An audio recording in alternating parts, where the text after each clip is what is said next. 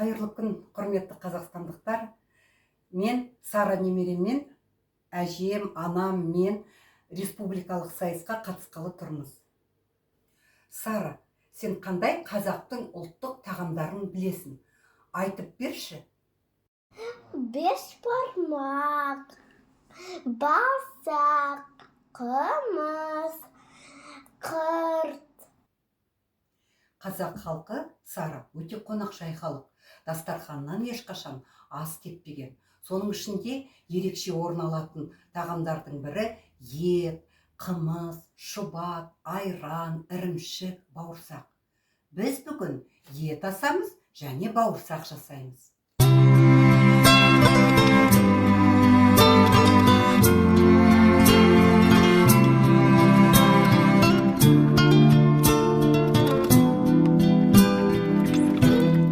Асыл әжем, ғасыр әжем, аңсаған сағынышым сары ормандай самсаған, әке болып жүргенімде ұмытып, әлі күнге еркелеймін мен саған.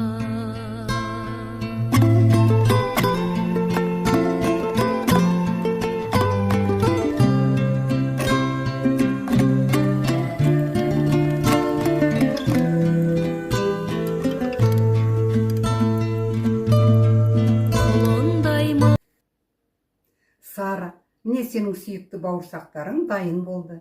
Ас болсын. Қазір біз әжеміздің әдісі бойынша бауырсақ жасаймыз.